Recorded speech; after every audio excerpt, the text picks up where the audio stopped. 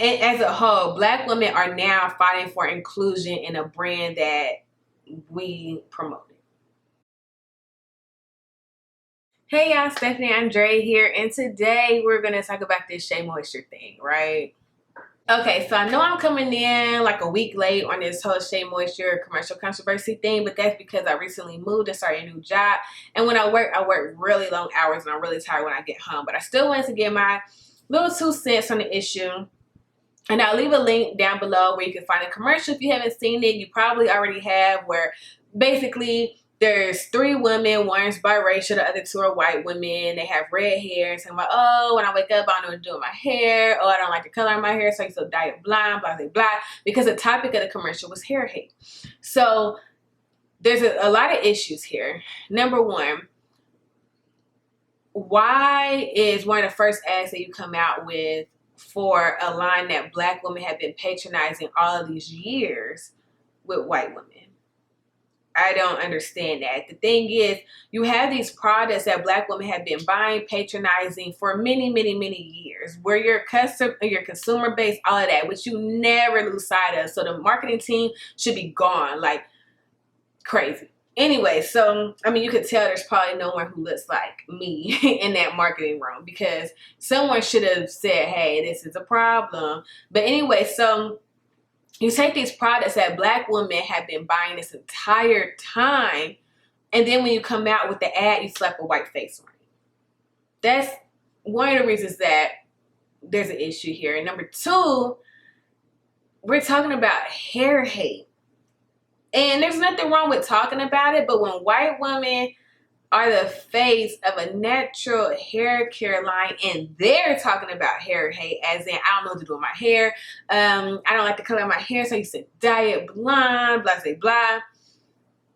Has the color of your hair ever held you back in life? Has it? Has it been that people don't take you seriously, or people look at you funny, or all of this because of the color of your hair? Has it held you back in life? Because natural hair is an oppressive thing, can be an oppressive thing for Black women. For instance, dreads. Last year, there was a case that came before the Supreme Court because the conditions of a woman's employment was for her to get rid of her dreads, and the Supreme Court said it was okay. So it's okay to discriminate against someone with dreads, which is a natural hairstyle predominantly worn by Black men and women. That's hair hate. Hair hate is also a big thing that just came up recently with Bill O'Reilly and Maxine Waters. She was on the floor giving a speech about something, and they showed a clip, and he was on Fox and Friends, I think, and he said, oh, I didn't hear a thing she said. I was too busy looking at that James Brown wig. Isn't that the same wig James Brown wore? He's doing this on national TV to a powerful and established woman. He did that to her. What do you think is happening to women in corporate America every day?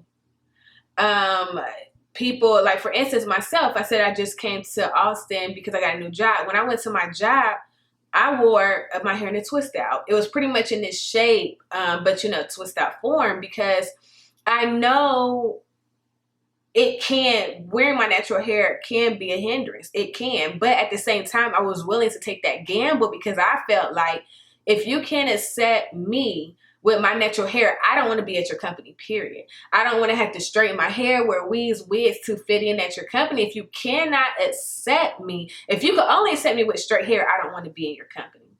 And I really wanted the job, but at the same time, I really want to be me as well.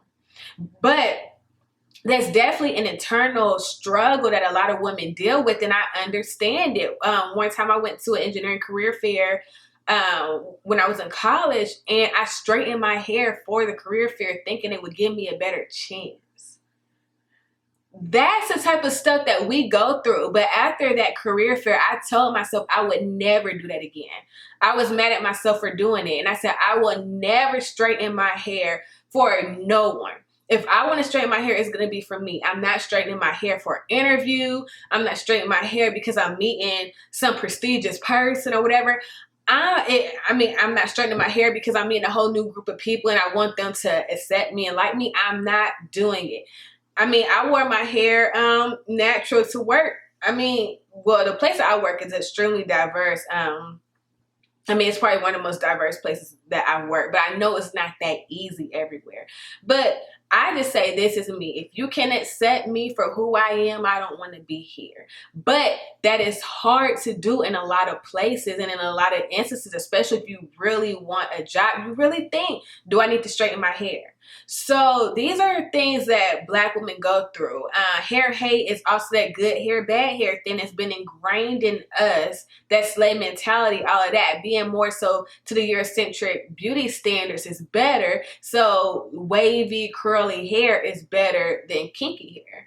And so that was another thing. It's like, where are the kinky hair women in this commercial? Apparently, with the commercial or on their site, there's like maybe 28 different stories of different women, and majority of them are Black. But as a marketing team, that means nothing. That means nothing. If I'm on Facebook, if I'm on YouTube, Instagram, whatever, and I see this commercial, you think I'm about to go to your site and be like, well, you know, they put this out, but you never know what they got on their site. Let me go and look at their site and see what they got going on. No one's doing that. They're taking what you give them at face value. That's why advertising is so important. You have one time to make a good impression, and generally you have a couple of seconds to do it. So you have to do the best you can. You cannot think that people are going to then go to your site and research you. People don't do that. When I look at TV and I see an ad, do you think when I see an ad, let's say the Pantene commercial, I said, oh, Pantene, let me see what's on their website. No, I'm not doing that. So you have to be extremely good at what the message you're trying to convey. And the message that they tried to convey was that this is not for us. The message that they're trying to convey is, we're trying to reach out to white people, so sayonara Blacks.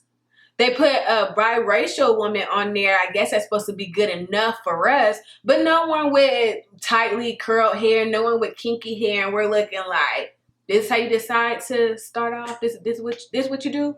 You come out with a commercial like this, and then you talk about hair hate? The thing I don't get is, Black women have been putting their money, patronizing, buying these products for all of these years, and you slap a white face on it, and we all supposed to be happy. Then you talk about hair hate, and we're supposed to be happy with that too. The thing is, Shea Moisture got 10 million lines. They come out with 100 lines every month, and you couldn't come out with a line for straight-haired women if that's what you wanted to do. If you want to market more towards people with straight hair, create a line for it, or create a secondary company and promote to them that way. Just think, with, let's say, Pantene or Dove or whatever, when they promote to Black women, when they see, oh, Black women are into this natural hair care thing, let's promote to them. Do you think they take one of their existing products and just put a Black face on it? They don't do that. They create a whole new line. Then they have Black women promote that line. So why didn't Shea Moisture take that into account? If we want to reach a wider audience, let's create a line for them. There would be no problem with that. You got lines for everything else. You got lines for high price. You got lines for low price. You got lines for thick hair. You got lines for thin hair. You got lines for curly hair. I mean, you got all of these lines. You got, I believe there's even, or there was a line for one with thin hair or whatever. You have all of this. I could be wrong. Like I said, they come out with so many lines, who could keep up? But have them promote the line for women with straight hair. Do that. But to have them promote the company, which is where Black women have been giving their money, patronizing, helping the company build, and then you put a white face on it, it's a huge problem there. Also, with the whole hair hate thing, and I talked about the dreads and all of that. Just last year, to legalize it in Iowa to be able to braid without a license. I don't know about you, but I've been braiding since I was a kid. Who needs a license to braid? That's another oppressive thing. Let's see what happened in Louisville last year, this past school year. One of the schools in Louisville had sent out a dress code basically coming after natural hairstyles. And it was like, no braids, no twists. If you wear a fro, it can't be longer than so many inches, coming after hairstyles that Black people wear. Another thing is the military. They had military restrictions on natural hair. They started rolling them back some after so much backlash, but there was restrictions on natural hair there. And another thing is this goes way back. Like, for instance, I believe it's in the late 1800s, early 1900s, I believe late 1800s. But in New Orleans, the white women were jealous of the black women because the black women with their hair and the different things they do with their hair was attracting white men. So they passed a law to restrict black women from wearing their hair out. So they had to wear their hair covered with a hair wrap or something. So what black women started wearing, I believe pronounced it tions, it's Tignon. They started wearing that. And of course, black people in general, we're creative. So you give us lemons and we're going to make the best damn lemonade. So black women started tying their hair in very elegant, elaborate styles, putting gems on it and whatnot. So it didn't really stop what the white women were afraid of, which the white men were still attracted to the black women. So it's just, these are things that are actual hair hate. So let's get that out there first. So in all, it's just, as a whole, black women are now fighting for inclusion in a brand that we promoted. That's pretty much what it is. So we're fighting for inclusion for something that we patronize. How does that work? Yeah, so that's pretty much the state of where it's at. I'm not really surprised. I said it because when I started breaking down the Walls commercial where they had, I think it was a white woman with a biracial child. On one side, she couldn't find her hair care products. And on the other side, there was like a black woman, I guess, feeling left out because she was on the other side of the aisle. And they're like kicking down the aisles, whatever the case is. So I'm kind of trying to figure out, does that mean, I took that to mean they were trying to be included in the full scope of all those products that are mainly for white women or women with straight hair. So I know everybody has their opinions on that. I don't necessarily agree with that because I like coming to a section with natural hair care products. Because can you imagine Shea Moisture before having all the money to take up shelf space when they only had, when I saw them first, they had 2 lines, a shea butter line and a curl enhancing smoothie line, whatever. Can you imagine those 2 lines where I don't even know if it had all those, the whole line, how big it is now. I don't know if it was like that. In the beginning, they had as many products. They might have. But can you imagine not having as much shelf space and being sandwiched somewhere between Pantene, L'Oreal, Garnier, Ozzy Moist, all of that? Them being in there somewhere, and you're just supposed to know it's a natural hair care product and that it's for you and whatnot. I just feel like they probably wouldn't have got so big before all the promotion and all of that. Because when you come, you'll probably be looking like, I don't know what that is, whatever. And, but now we could come to an area and we could see the new arrivals. We could see the Camille Roses, the Tali Wajids, the Design Essentials natural hair care products, the new Cantu products, the Eco Styler Gel, IC Fantasia Gel.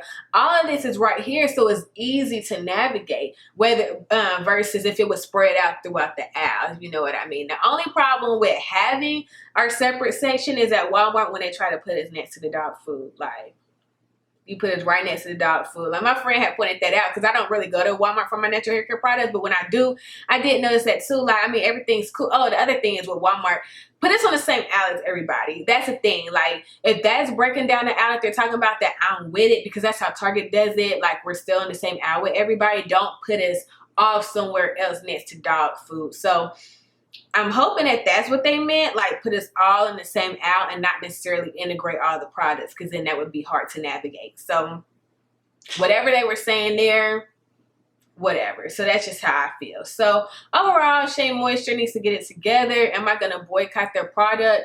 I never really buy their product. I barely buy their stuff. Like, I have a Curl and Hensy smoothie in there right now, which is full because people have been saying that they changed the formula. I don't know. I just know that the Curl and Hensy smoothie, how it used to work for me back then, it doesn't feel the same on my hair now. So I don't know if that's a my hair change thing, or I don't know if the formula did. I don't know. But I don't use that. If you look at my videos, you'll barely ever see me with a Shea Moisture product. So I'm just still not going to buy them. Like, I don't really buy them anyway. So, everybody's entitled to their own thing. I definitely understand people do want to boycott it. So that's just how people feel. So Let me know your thoughts on this down below. And yeah, I thank you for watching. As always, I see you in my next video, which should be coming up shortly. Trying to get on a schedule here with my new job and trying to get settled and all of that. So yeah, as always, thank you for watching. Make sure you subscribe, all of that, whatever. I'll see you in the next video.